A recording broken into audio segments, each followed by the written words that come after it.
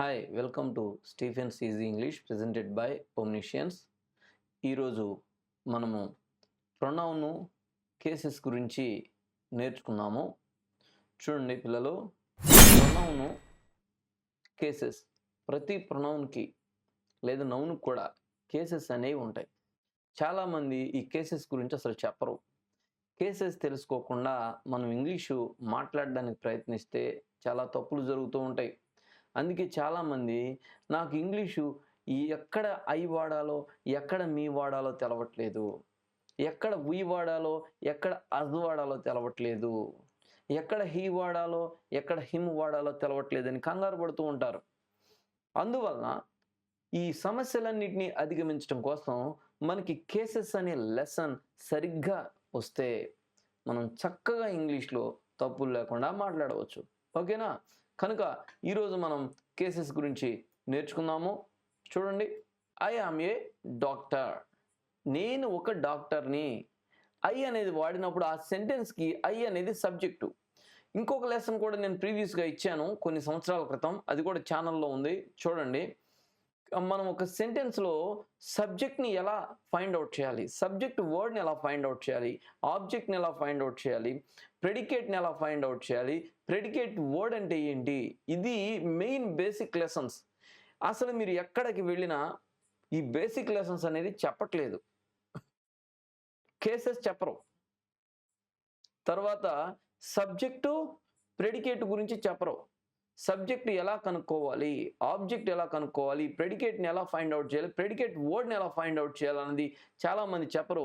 Dear friends, మన ఛానల్లో ఎప్పుడో కొన్ని సంవత్సరాల క్రితం నేను పోస్ట్ చేసినటువంటి వీడియోను చూడండి.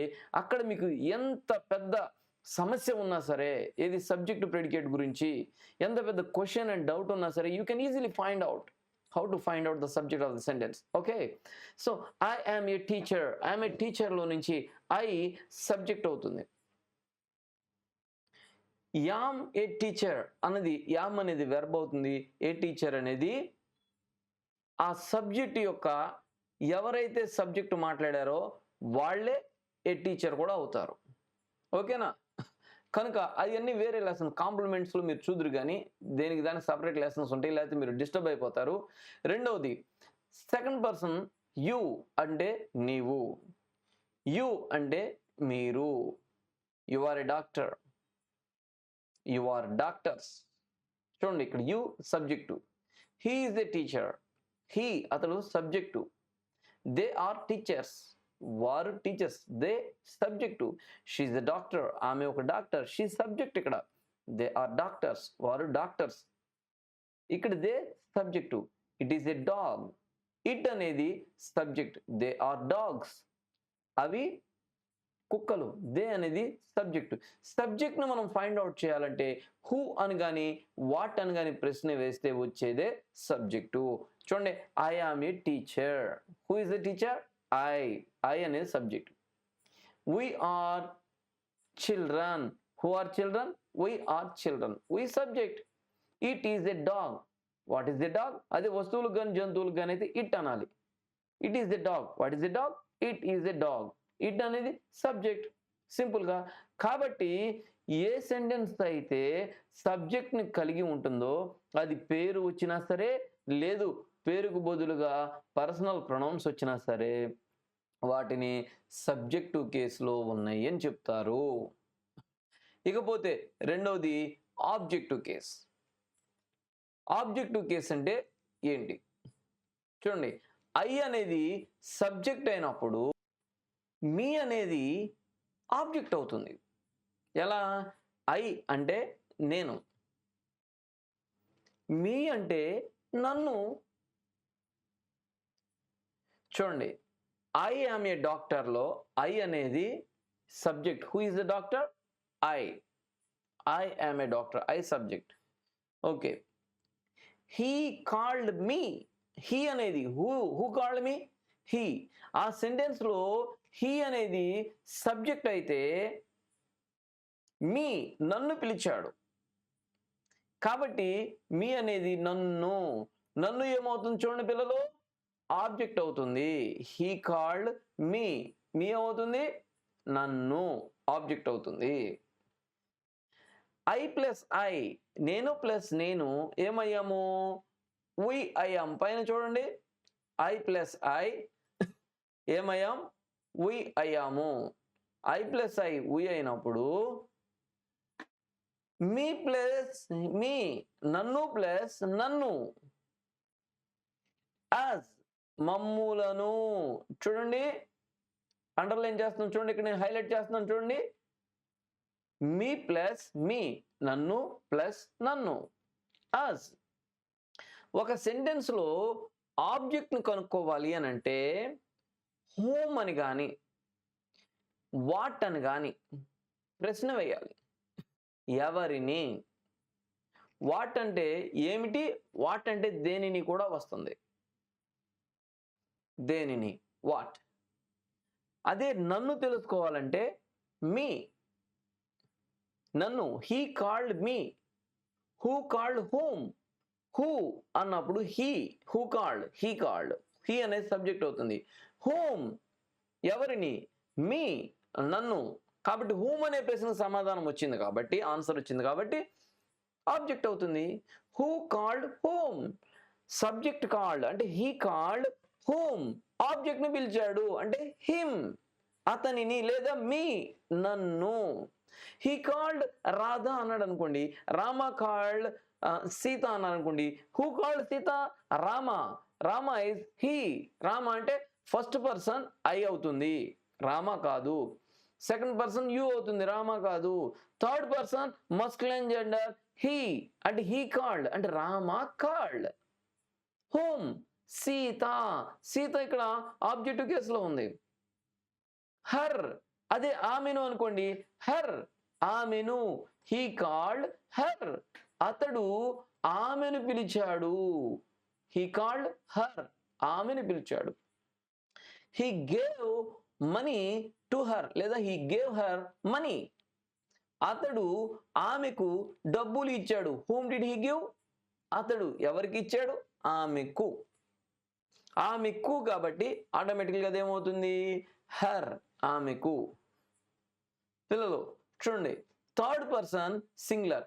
ఇప్పుడు చూడండి, మీ ప్లస్ మీ, నాకు ప్లస్ నాకు మాకు, లేదా నన్ను ప్లస్ నన్ను మమ్ములను. నీవు యు అంటే ఆబ్జెక్ట్ లో కూడా యు అనే అంటారు. నిన్ను, నీకు. He gave you some money, అతడు నీకు కొంత డబ్బు ఇచ్చాడు. హీ కాల్డ్ యూ, అతడు నిన్ను పిలిచాడు. అందుకనే నిన్ను హూమ్ డిడ్, ఎవరిని పిలిచాడు, హూమ్ డిడ్ హీ కాల్, నిన్ను. హూమ్ డిడ్ హీ గివ్, ఎవరికి ఇచ్చాడు, నీకు, to you. Whom did he call, he called you, నిన్ను. హూమ్ అనే ప్రశ్నకు సమాధానం వచ్చేదే యు. ఒక సెంటెన్స్ లో యు అనేది సబ్జెక్ట్ లో ఉందా ఆబ్జెక్ట్ లో ఉందా తెలుసుకోవడం ఎలా? గుర్తుపెట్టుకోండి, సబ్జెక్ట్ తర్వాత వెర్బ్ వస్తుంది సాధారణంగా. You are a doctor. You అనేది సబ్జెక్టు, తర్వాత ఏమొచ్చింది, ఆర్ వచ్చింది. యు స్పోక్ టు హిమ్, నీవు అతనితో మాట్లాడావు. హిమ్ అనేది ఒక సెంటెన్స్ లో ఒకటే సబ్జెక్ట్ ఉంటుంది. ఆబ్జెక్ట్లు ఎన్నైనా ఉండొచ్చు, సబ్జెక్ట్ ఒకటే ఉంటుంది, మెయిన్ వెర్బ్ ఒకటే ఉంటుంది. లేదు ఇంకొక సబ్జెక్టు ఇంకొక ప్రెడికేట్ వస్తే అంటే మెయిన్ వెర్బ్ వస్తే అది వేరే సెంటెన్స్ అయిపోతుంది. లేదు అని అంటే సెంటెన్స్ లో రకాలు ఉన్నాయి, simple sentence, compound sentence, complex sentence, అవి వేరే విధానాలు. అవన్నీ తర్వాత లేటర్ క్లాసెస్ లో మనం చూద్దాం. ఓకే, కాబట్టి యు అంటే నిన్ను, యు అన్నా కూడా నీవు అని కూడా వస్తుంది. అంటే సబ్జెక్టు యు అదే, ఆబ్జెక్టు అదే. మరి సబ్జెక్టు ఆబ్జెక్ట్ ఎలా కనుక్కోవాలి? యు ఆర్ ఏ టీచర్ లో యు అనేది subject. Who is a teacher, who అనే ప్రశ్నకు సమాధానం వస్తే అది subject. Whom did you call, నీవు ఎవరిని పిలిచావు? ఐ కాల్డ్ యూ, నేను నిన్ను పిలిచాను. నిన్ను అని అన్నప్పుడు యు అనే వచ్చింది చూడండి. హూమ్ అనే ప్రశ్నకు సమాధానం వచ్చింది కాబట్టి అక్కడ యుని ఆబ్జెక్ట్ కింద తీసుకున్నాము. Same position, you are a doctor అన్నాం కదా, నీవు ఒక డాక్టర్ అని. ఏ తీసేసి యు ఆర్ డాక్టర్స్, మనం అంటే మీరు డాక్టర్లు. You are children, you are a child, నువ్వు ఒక పిల్లవాడివి. యు ఆర్ చిల్డ్రన్, ఆటోమేటికల్గా మీరు పిల్లలు. సో అట్లాగే దే కాల్డ్ యూ, వారు నిన్ను పిలిచారు.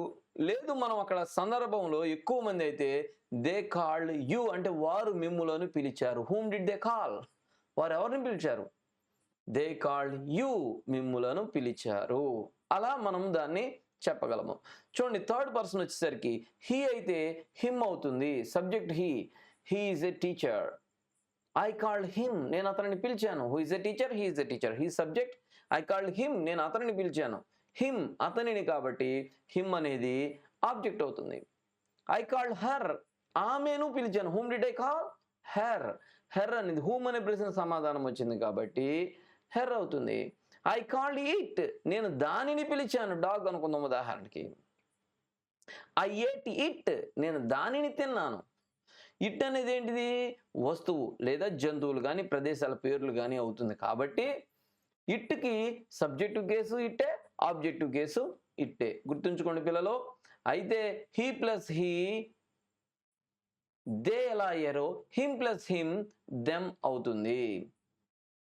షీ ప్లస్ షీ దే ఎలా అయ్యారో హెర్ ప్లస్ హెర్ దెమ్ అవుతుంది. ఇట్ ప్లస్ ఇట్ దే ఎలా అయినవో ఇట్ ప్లస్ ఇట్ దెమ్ అవుతుంది.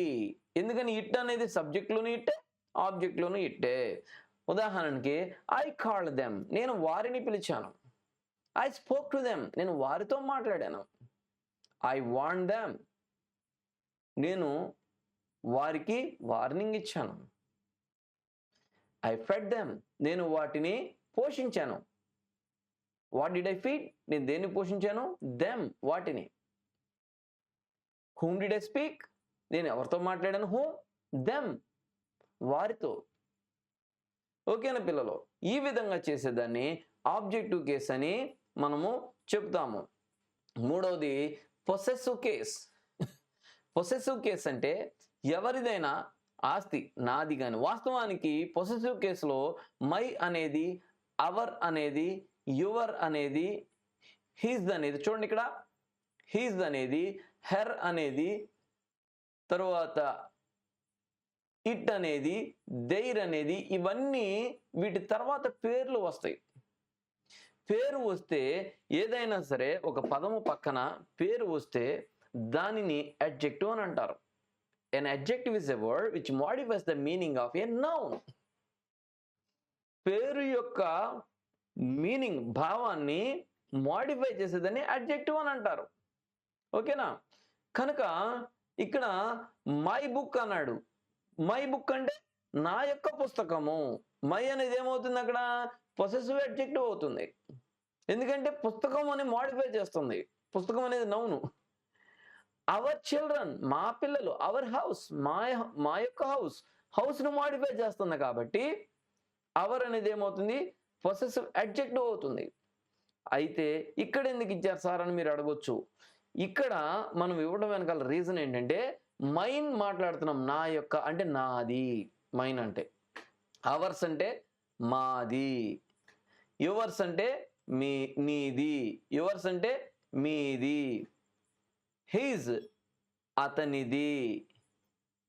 దైర్స్ వారిది. ఇట్స్ దానిది. దైర్స్ వాటివి. ఇవి మాట్లాడుతున్నాం కాబట్టి పనిలో పనిగా ఈ మై అనేది దీనికి కొంచెం దగ్గర రిలేషన్ కాబట్టి ఒకదానిలో నుంచే వచ్చినాయి కాబట్టి దీన్ని జస్ట్ ఉదాహరణకి అక్కడ ఇవ్వడం జరిగింది అంతే. ఓకే, సో చూడండి first person possessive case. Possessive case అనగానే అది ఎవరిదైనా ఒక ఆస్తిని గురించి కానీ వారికి సంబంధించిన దాని గురించి కానీ చెప్పేటప్పుడు మనము పొసెసివ్ కేసుని వాడతాం ఫ్రెండ్స్. చూడండి ఐ అంటే ఐ ఆమ్ ఏ డాక్టర్, నేను సబ్జెక్ట్ ఆ సెంటెన్స్లో. ఐ స్పోక్ టు హర్, నేను ఆమెతో మాట్లాడా. Whom did I speak? Her. Her. Whom అనే ప్రశ్నకు సమాధానం వచ్చింది కాబట్టి అది ఆబ్జెక్టివ్ కేసు అయింది. I spoke to her, who అనే ప్రశ్నకు సమాధానం వచ్చింది కాబట్టి సబ్జెక్టివ్ కేసు అయింది. చూడండి I gave her my books. I gave her my books. Whose books? My books. Whose books? My books. ఎవరి యొక్క అయితే తెలిసేది మై. ఇందాక మనం చెప్పుకున్నాం మై అనేది possessive adjective. Okay, so I gave her mine అంటే నా ఆహారం ఇచ్చాను అనుకోండి, ఐ గేవ్ హర్ మైన్, నేను నాది ఇచ్చాను. మైన్ నా యొక్క, నాది. మై ప్లస్ మై అవర్, నాది నా యొక్క మా యొక్క అవుతుంది. మైన్ ప్లస్ మైన్, నాది ప్లస్ నాది, అవర్స్ మాది అవుతుంది. మరి నీ వచ్చినప్పుడు నువ్వు యు, నిన్ను కూడా యునే అన్నాం. సో నీది అనేసరికి your, your pen and your pen. Your pens అవుతుంది. అదేంటి సింగులర్ యువరా ప్లోరల్ యువరా అనేది ఎలా తెలుస్తుందంటే your pen plus your pen, your pens అవుతుంది. లేదు అనంటే యోర్స్, ఇట్ ఈస్ యోర్స్, ఇది నీది. లేదా ఇట్ ఈస్ యోర్స్, అక్కడ ఉన్న సందర్భాన్ని బట్టి మనం గమనించాలి. ఒకరితో మాట్లాడుతున్నారా, అనేక మందితో మాట్లాడుతున్నారా, ఇవి మీవి అని గుర్తుంచుకోవాలి. నేను మరలా చెప్తున్నాను, యు అనేది మిడివల్ ఇంగ్లీష్ ప్రకారం వేరే మీనింగ్తో వచ్చేది, దాని కేసెస్ వేరు. అది నేను సపరేట్ ఒక లెసన్ చేస్తున్నాను. నేను పుట్టిన తర్వాత ఇంతవరకు ఎవరు ఆ లెసన్ చెప్పలేదు. నేను ఎక్కడెక్కడో కష్టపడి వెతికి పట్టుకున్నాను. బహుశా ఆ లెసన్ చెప్పే ఫస్ట్ పర్సన్ నేనే కాబోలు. అది మీరు ప్రత్యేకంగా చూడండి యూ మీద. అక్కడ మీకు కేసెస్ అన్ని ఫుల్గా నేను డీటెయిల్గా ఎక్స్ప్లెయిన్ చేస్తాను ఆ వీడియోలో. Okay, next one. హీ అనేది అతడు అయితే him, whom did he speak? He spoke to Mr. Raju and he spoke to him. Raju, Ramesh spoke to Raju. He spoke to him. So Raju is him ikkada. మరి అటువంటిప్పుడు he gave his pen to Sita. His pen, whose pen? His pen, అతని యొక్క pen. కాబట్టి he gave his, లేదు అంటే అతడు అతనిది ఇచ్చాడు, అది కూడా చెప్పేయచ్చు. గుర్తుపెట్టుకోండి, మీకు ఇక్కడ అవర్స్లోను యువర్స్లోను ఎప్పుడు కూడా పర్సనల్ ప్రొనౌన్స్లో ఎపోస్ట్రోఫీ ఎస్ పెట్టకూడదు, గుర్తుంచుకోండి. అన్నిటికీ అంటే నౌన్స్కి మనం ఎపోస్ట్రోఫీ ఎస్లు పెడతాం, కానీ పర్సనల్ ప్రొనౌన్స్కి ఎక్కడా కూడా ఎపోస్ట్రోఫీ ఎస్లు పెట్టకూడదు. అది ఒక్కటి మీరు గుర్తుపెట్టుకోండి. చూడండి, he gave his pen to her, ఆమెకు ఇచ్చాడు. లేదా her, it is hers, it is her book, ఆమె యొక్క పుస్తకము. లేదా ఇట్ ఈస్ హెర్స్, ఇది ఆమెది. హెర్ తర్వాత నౌన్ వచ్చింది, అప్పుడు హెర్ పొసెసివ్ అడ్జెక్టివ్ అవుతుంది. లేదు డైరెక్ట్ పర్సనల్ ప్రొనౌన్ కింద ఇవ్వాలి అని అనుకుంటే ఇట్ ఈస్ హర్స్, ఇది ఆమెది, అంతే. హర్ ప్లస్ హర్ దెయిర్, ఆమెది ప్లస్ ఆమెది వారిది. హర్స్ ప్లస్ హర్స్, ఆమెది ప్లస్ ఆమెది వారిది, దెయిర్స్. హర్ ప్లస్ హర్, ఆమె యొక్క ప్లస్ ఆమె యొక్క, దెయిర్ వారి యొక్క. Its plus its theirs, its plus its their. Okay, కాబట్టి దాని యొక్క వాటి యొక్క, ఇవి పొసెసివ్ కేసులో ఉన్నటువంటి ప్రొనౌన్స్. ఇక ఇంకొకటి వచ్చేసరికి రిఫ్లెక్సివ్ ప్రొనౌన్స్. ఈ రిఫ్లెక్సివ్ కేసు గురించి మనం ఆలోచిస్తే చూడండి, ఫస్ట్ సింగులర్, ఇక్కడ నేను అండర్లైన్ చేస్తున్నాను చూడండి. సింగులర్ ఐకి మై సెల్ఫ్, నా అంతటి నేనే. అవర్ సెల్వ్స్, మా అంతట మేమే. చూడండి, ఐకి మై పొసెసివ్ కేసు ఏముంది? My pen, my book. మైకి సెల్ఫ్ కలపటం వలన నా అంతటి నేనే ఏం తయారైంది? రిఫ్లెక్సివ్ ప్రొనౌన్ తయారైంది. అవర్ అంటే వీకి పొసెసివ్ కేసు ఏంటిది? అవర్. అవర్కి self plus self selves, self plus self selves, our selves. Okay, self plus self selves, our selves. తర్వాత చూడండి, your self possessive case, your self singular, నీ అంతటా నీవే. Your self plus self selves, మీ అంతటా మీరే. ఈ రెండు ఏంటి? ఆబ్జెక్టివ్ కేసులు, పొసెసివ్ కేసులు ఈ రెండు. థర్డ్ పర్సన్కి వచ్చేసరికి he, him, objective case. Third person వచ్చేసరికి ఆబ్జెక్టివ్ కేసులకి సెల్ఫ్ జెల్ఫ్స్ కలపడం వలన పొసెసివ్ కేసు ఏర్పడింది. హిమ్సెల్ఫ్, ఐ కాల్డ్ హిమ్, అతన్ని పిలిచాను. హిమ్కి సెల్ఫ్ కలిపితే హిమ్సెల్ఫ్, అతనంతటా అతనే, తనంతటా తానే. Him plus him, them, themselves, objective కేసుకి selves, self plus self selves, themselves, వారంతటా వారే. Her plus her, her self, her plus her, themselves. అంటే షీకి objective case her self, self plus self selves, her plus her, them. Objective ప్లేస్లో హర్ని కలిపితే them అయింది, self plus self selves అయింది. It plus it, them, self, self plus self selves, it selves, వాటంతటా అవే. So చూడండి, my self, our selves, your self, your selves, himself, themselves, her self, themselves, itself, themselves. కనుక పిల్లలు ఇక్కడ మనం reflexive ప్రొనౌన్స్ని నేర్చుకున్నాం. ఇప్పుడు మనం ఏమి నేర్చుకున్నాం చెప్పండి?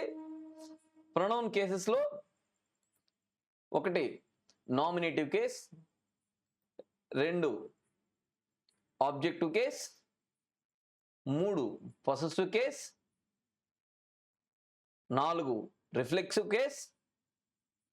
ఇంకొక కేసు ఉంది, దానిని ఇండైరెక్ట్ ఆబ్జెక్టివ్ కేసు అంటారు. ఆబ్జెక్టివ్ 2 రకాలుగా ఉంటుంది. Indirect objective case. Indirect objective case అంటే డైరెక్ట్ ఒక సెంటెన్స్, ఉదాహరణకి మనం యాక్టివ్ వాయిస్ ప్యాసివ్ వాయిస్లో తీసుకున్నప్పుడు my father bought me a cycle అన్నాడు. మా నాన్న నాకు ఒక సైకిల్ కొన్నాడు. బాట్ మీ అన్నాడు, ఏ సైకిల్. సో ఇందులో 2 ఆబ్జెక్ట్స్ ఉన్నాయి. ఫస్ట్ సబ్జెక్ట్ కనుక్కుందాం. Who bought a cycle? My father. Okay, my father is subject of the sentence. Bought, కొన్నాడు. What did he buy? A cycle. Whom did he buy? Object కొనుక్కోవాలంటే 2 ప్రశ్నలు వేయాలి, whom కానీ what కానీ, లేదా whom what 2 ఇవ్వచ్చు. Whom did he by? Me. What did he buy? A cycle. 2 ఆబ్జెక్టులు ఉన్నాయి కాబట్టి ఎప్పుడైనా సరే 2 ఆబ్జెక్టులు ఉంటే ఒక సెంటెన్స్లో వస్తువు రూపంలో ఉన్నదాన్ని డైరెక్ట్ ఆబ్జెక్ట్ అనుకోవాలి, వ్యక్తుల రూపంలో ఉన్నదాన్ని ఇండైరెక్ట్ ఆబ్జెక్ట్ అనుకోవాలి. అటువంటప్పుడు ఒకవేళ ఇండైరెక్ట్ ఆబ్జెక్ట్ కనుక ముందు వస్తే దానికి ముందు టు కానీ ఫర్ కానీ ఉంటది కానీ సైలెంట్ అయిపోతుంది. ఉదాహరణకి my father bought me a cycle అంటే my father bought a cycle for me అంటే ఆబ్జెక్టివ్ కేసు మీ ఉంది, ఐకి ఆబ్జెక్టివ్ కేసు మీ, మీకు ముందు ఫర్ కానీ టు కానీ యాడ్ చేస్తే అది objective case. My father bought me సైకిల్లో లేదుగా సార్ అని అడిగితే ఎప్పుడు కూడా డైరెక్ట్ ఆబ్జెక్ట్ చివరిలో వచ్చి ఇండైరెక్ట్ ఆబ్జెక్ట్ ముందు వస్తే ఇండైరెక్ట్ ఆబ్జెక్ట్కి ముందు ఉన్నటువంటి ప్రిపోజిషన్ టు కానీ ఫర్ కానీ సైలెంట్ అయిపోతాయి. ఓకే, సో ఈ విషయం గుర్తుంచుకొని చక్కగా మీరు ఈ క్లాసెస్ని వింటూ ఇతరులకి చెప్పండి. అనేక మందికి యూజ్ఫుల్గా ఈ క్లాసెస్ ఉంటాయి. అట్లాగే రాబోయేటటువంటి అప్కమింగ్ లెసన్స్ కోసం మీరు వెయిట్ చేస్తూ ఉండండి. మీరు చేయవలసిందల్లా ఒకటే, ఛానల్కి సబ్స్క్రైబ్ చేసుకోండి. ఎప్పటికప్పుడు వస్తూ ఉన్నటువంటి అప్డేట్స్ని మీరు చూస్తూ ఉండండి. మీరు నేర్చుకోండి, ఇతరులకు నేర్పించండి. సమాజం బాగుపడుతుంది. మీ జీవితాలు బాగుంటే అది చూసినప్పుడు నాకు చాలా సంతోషంగా ఉంటుంది. Thank you very much. మరి ఒక మంచి వీడియోతో మరలా మనం కలుద్దాం. అప్పటి వరకు సెలవు. Bye bye. Thank you.